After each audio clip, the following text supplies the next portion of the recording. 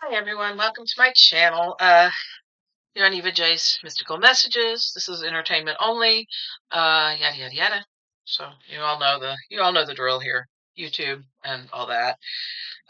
Today I'm going to be reading the meditation from last night.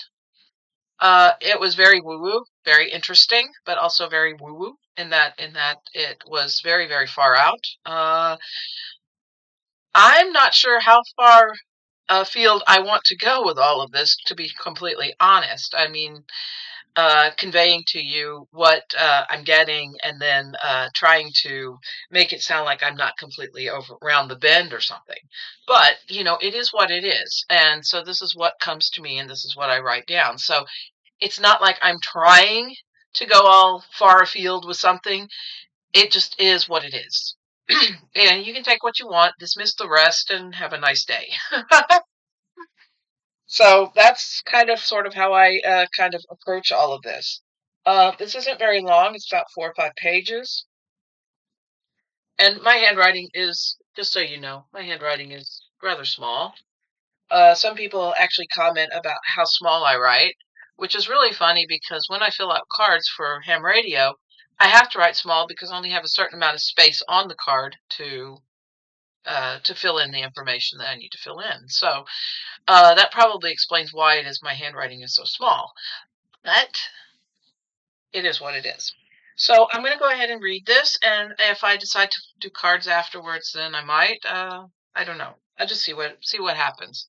But here we go. This is day 18, January 28th, 2026, recorded last night. So that's why the dates are one day off from when I post the video and from when I read the meditation. I wrote, I want to talk about the universe today, about the past possibilities of life in other worlds. It just feels like a natural progression.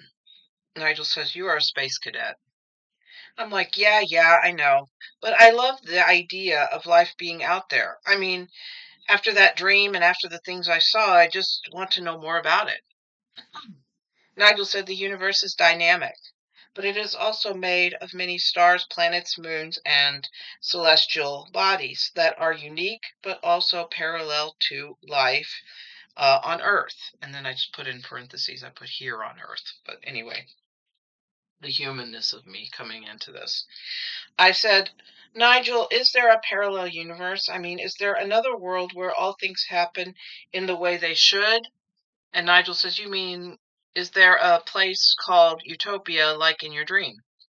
I said, well, yeah. I mean, I can understand why those highly evolved beings would want to make contact with us, or would not want to make contact with us. I get the images of toddlers throwing mud. I guess even with the acknowledgement of their existence also leads me to believe that we are not so evolved. We still are in the playpen. Nigel says, some yes, but not all. Just because you are where you are does not mean, nor does it imply, that you are beyond hope.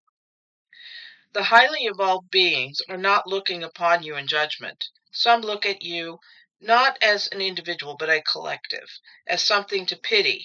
The unwillingness to learn, the deep sense of ignorance, is a turnoff to them. They want to show you things make contact, but the overall unwillingness to learn or to acquire critical thinking skills creates a difficult and unhappy reality for them. Consider this. You have a dream about one of these beings. You took some time to embrace the sense of realness in that dream.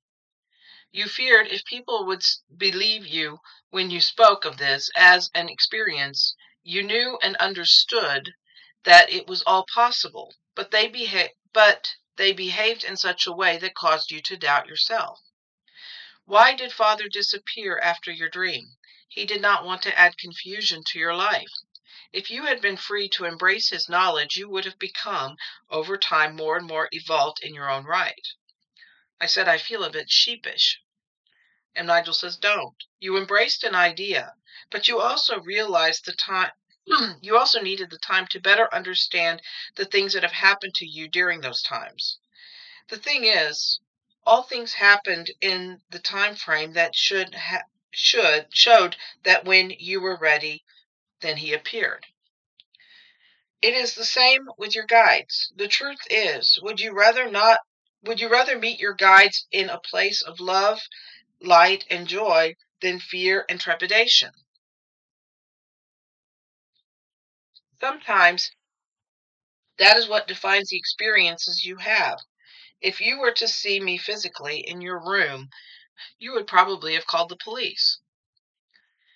The fa- if Father appeared in a physical sense and given his outward appearance, he could possibly scare you and end up in a laboratory. All things happen in their divine timing.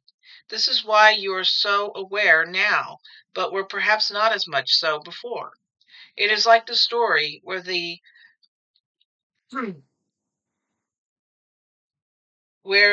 evolved person would be afraid if they appeared to one of their ancient ancestors.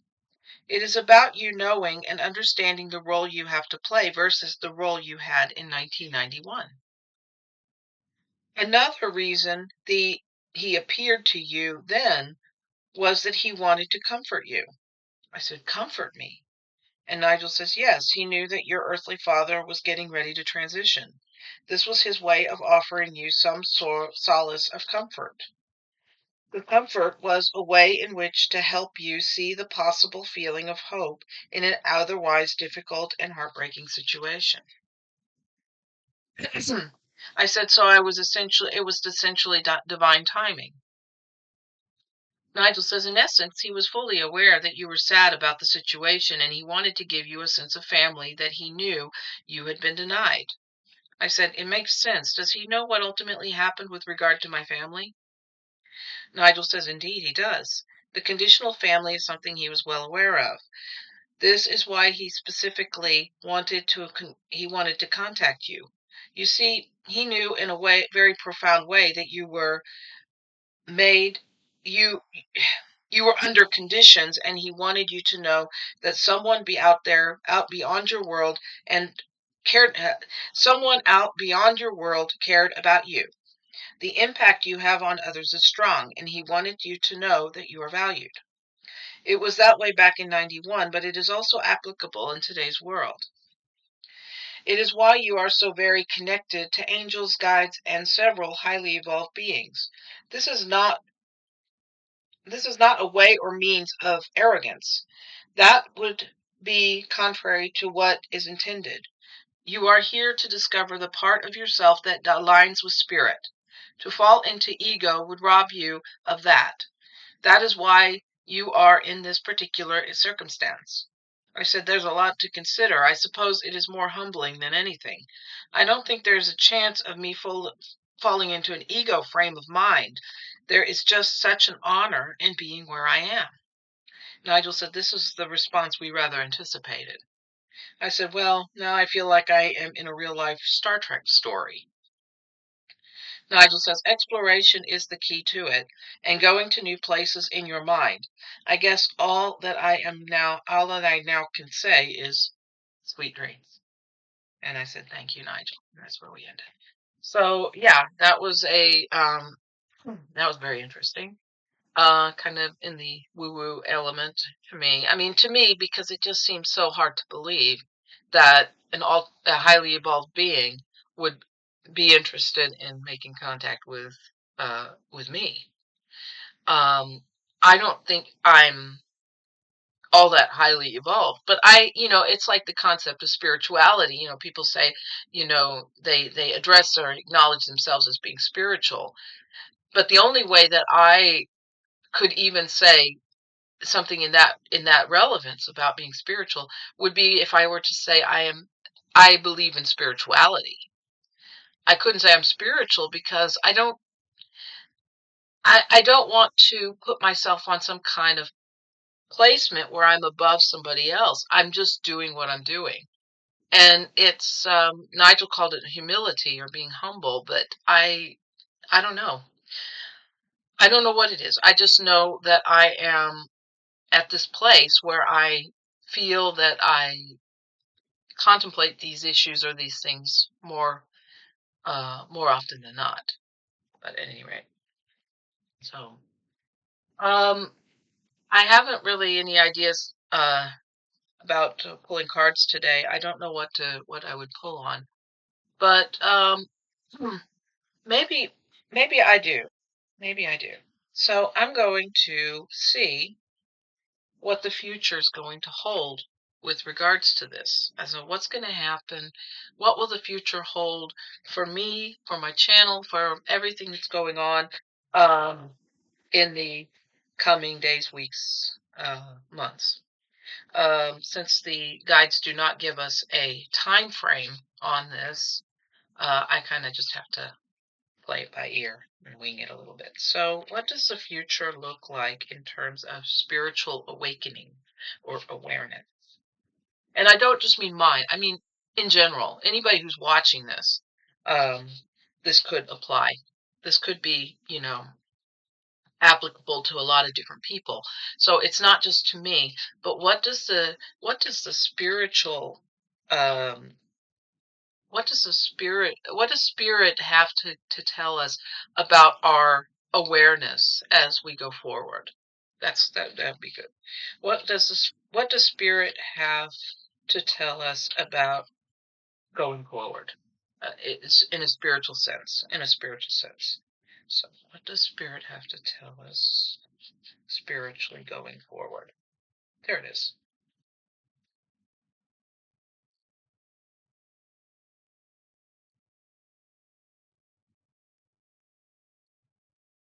Okay.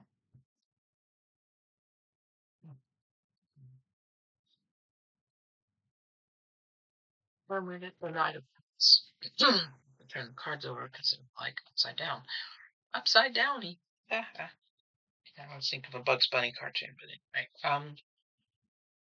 I'll pull these out. So Knight of Cups, um, idealist. So that's the word that leaps out in the little cheat sheet is idealist. So the Knight of Cups is the idealist energy. That we are idealists as on our spiritual um awakening, on our spiritual path, we are the idealists. We are the ones who are looking at this and saying, what can we do for ourselves to get through all of these things, and how are we going to handle that? And it's crossed by the death card, which is endings and beginnings. So this isn't a physical death. This is a spiritual death of old ideas and awakening of new ideas. So what this tells me is that throughout time, that while we've been excited and looking forward and looking ahead to all the things that we are going to learn and stuff, we have to put to rest the old ideas that we have about it.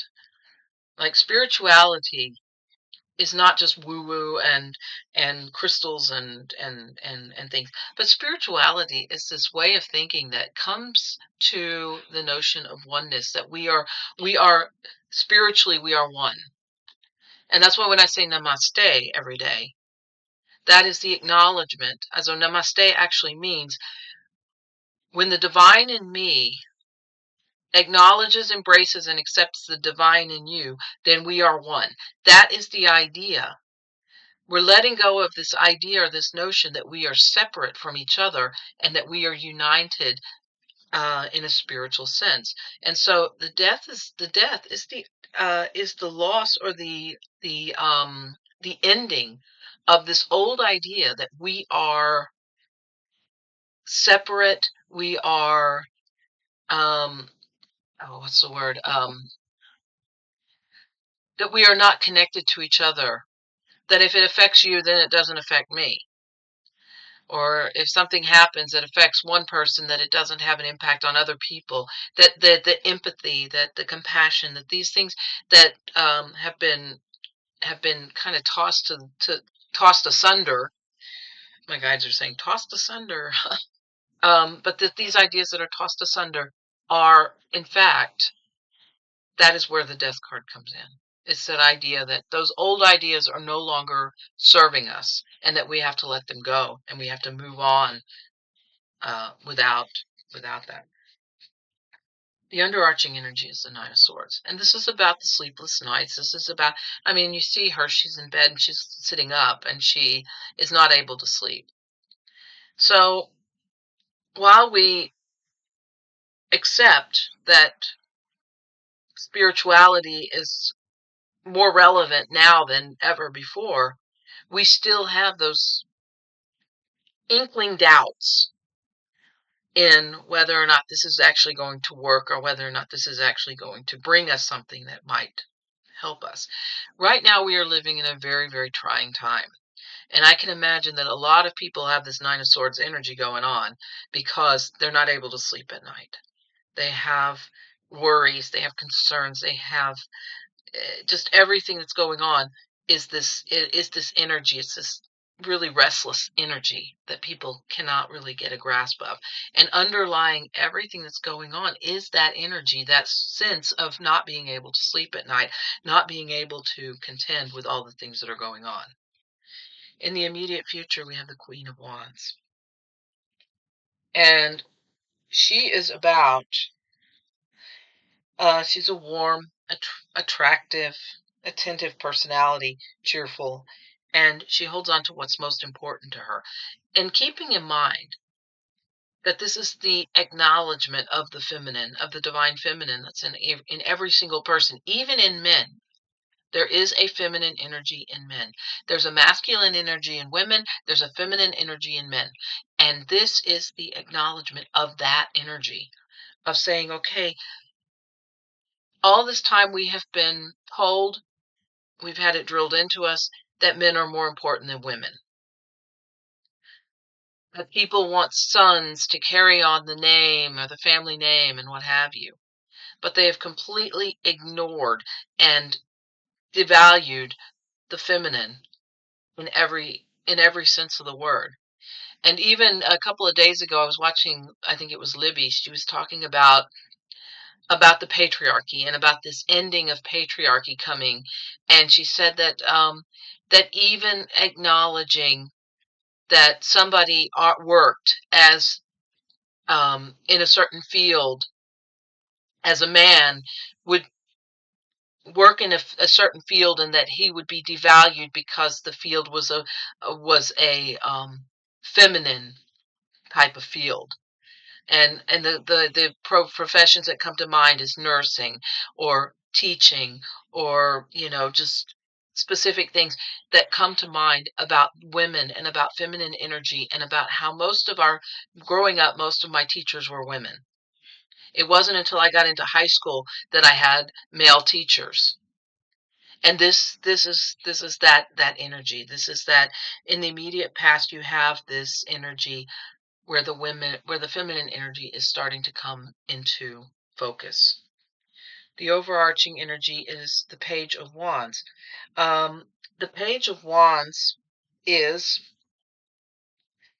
um, energetic. So even though it's a youthful energy, it's very energetic and it's very active. And I should be remembering these, but for some reason, the royal cards I don't always remember. But this is an energetic, active, youthful energy. And so this is something that I think for spirituality, it says that spirituality has been around for thousands of years. People have actually focused in on their spiritual selves for years and years and years and years. This isn't some new thing. But when you consider how religion has evolved over time, and how that religion and the religious ideology, specifically what comes to mind is the Catholic Church, and how the church went in and they gained a plethora of riches and prosperity through um, telling people that they would obtain salvation through through through tithing, through giving to the church. So the spiritual says, well, we don't need money to be successful. We only need money to survive, in that sense, like buying food or having housing or what have you, and clean water, that kind of thing. So what I get from this is I get this youthful feeling that now spirituality is coming full circle and it's coming full force and it's becoming a more empowering thing. And it's shoving the notion of religion and separation away. And it's bringing in this new, colorful, loving essence where people come together uh, and they are able to uh, I don't know if the what the word is, but there's like that youthful feel that people come together and they're able to to feel that sense of enlightenment. And that's in the immediate future. You have the Four of Pentacles. Well, this is the fight. This is the fight that we're up against. We are up against the people who have the money and who have the power. And so I don't think that this is going to be a long-term defeat for us or for the notion of spirituality.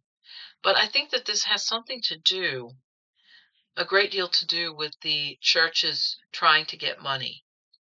And I think that there's also that sense too of politicians trying to get money. I mean, show me hands, how many people have been bombarded from the Democrats sending emails one after the other, after the other, after the other, after the other, asking for money, needing money to fight against the Republicans, needing money to fight against this, needing money for that, needing money for this candidate, for that candidate, sending my email address to all these candidates that I've never heard of in my life, and yet the Democrats are just basically selling my information, my contact information, so that they can bombard me with even more emails from all these different candidates. That's what this is. This is about them saying, we're going to keep asking you for money because we need it for this, that, and the other. And it's like the churches. When I was a kid, I remember going to a church, and every week we would get bombarded. And this was back before emails, so we didn't have emails. We weren't annoyed with the emails, but we were asked every week in church if we would give money for this thing or that thing, or they wanted to update their organ, or they wanted to do this, that, and the other, or they wanted this, or they wanted that, they needed money for it, you know. And then you find out later that they spent the money on something that was completely contrary to what it is that they had actually been collecting the money for. It's like if they want to repair the organ, okay, we give $20 to repair the organ, and then what happened? We find out that they used the money for buying chairs for a Sunday school class. I mean, it's just stuff like that. You know, they would say that the money was going to go for one thing, and they would put it towards something else, or they would line their pockets with it. So we never really knew what it was that they were doing with it, but we always knew that they were always going to come and they were always going to ask us for money. And that's what this is. The immediate future are these people coming and asking for money. This goes against everything that we believe in spiritually, or at least I believe in spiritually, but it is what they're doing. And instead of fighting against Republicans and making people happy, and I'm sorry to go into politics, this is for entertainment only, but I have to say this because this really sticks in my craw. Instead of going to people and saying, we're going to fight against the Republicans on this issue, that issue, and whatever issue, they're coming and they're bombarding people with emails asking for money. And it's like, this is not going to help anybody. All that it's going to do is going to tick people off, make them angry. Because why aren't they doing something? Why aren't they fighting for the people instead of like sticking their hands out and saying, I have to have money? Why? But that's what we get. In the immediate future, you have this sense that people are wanting money. They're wanting something. And they are, instead of doing what people really hope that they will do, they are lining their own pockets with it. Internally, you have the Four of Wands, another four. This is about the family. This is, or well, not, yeah, the family in a home, the homestead, if you will. So people are, people are within their communities, within their homes. They are now talking to each other, and they're saying we want something else other than this hoarding, other than the, giving our money to every, every scammer that comes along, or every, every grift that happens in the political realm or whatever. We want just our families, our communities, and we want to be happy. Externally, you have the Nine of Wands, sorry. And this is struggling to maintain that, moving forward and trying to maintain that feeling, all the while knowing that you're struggling to get through it. And there's not much else I can say. It's a struggle. It's a struggle to keep the faith. It's a struggle to maintain that sense that we are all one when we keep getting emails, when we keep getting asked, when we keep getting these false promises, these this stuff that keeps just coming and coming and coming. And it's like, why aren't people doing something to help the community? Why aren't people doing something? But we're still just going forward, battling it, battling it. It seems like the same battles over and over and over. And when are we going to find any respite? That's what this card tells me. Hopes and fears is the Two of Wands. And I say this is like the two roads diverged in a wood, and I took the one less traveled by. Thank you, Robert Frost. That was one of my favorite poems. And this is the feel that I get from that. When I look at the card, there are two paths. There's a path that leads to the light, and there's a path that leads to the darkness. And so what it is that we have to do is we have to find within ourselves that light and keep heading towards the light. A few days ago, I said something to the effect of that we are all like starlight, and that we are, and that our light is, our light combined with the light of all other people will create a flood of light and illumination that will encompass the world. Final outcome is the Six of Cups. This is the nostalgia card. This is about going back to, but I don't think it's going back to the way things were, because the way things were just didn't work, which is why things came to the point where they are now. You cannot go back to the way things were. You cannot go back to the Leave It to Beaver days of father, mother, two kids, and a dog. You cannot go back to that, because the world is more complex than that. But the nostalgia is the idea of the innocence, going back to that sense of the sense of the innocence, the feeling of I just got a flash in my mind of a song called "The End of Innocence." I think Don Henley sang it, and it's called "This Is the End of the Innocence." And I think that that's kind of what this is. This is the innocence that we are living in, and this is our hopes that we can go back to that sense of innocence. Not necessarily to the exact same conditions and stuff that we've lived in before, but this notion that through spiritual connectedness and through coming together and uniting in a loving, kind, compassionate way, that we will find that way back to that innocence, or that sense that things will get better. So that's what I got here. I love these cards. They're so pretty. Man, even this card is pretty, even though it's fifth card. But anyway, so that's what I got for you.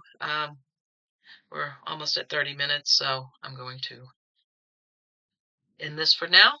And I hope that this gave you some light, or something. I don't know what, but something.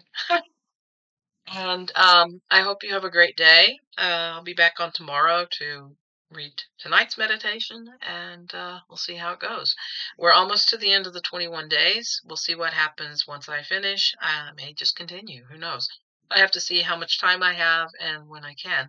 But this has been very, very enlightening, and I really am appreciative to Deborah for opening this door for us to do this. So thank you very much.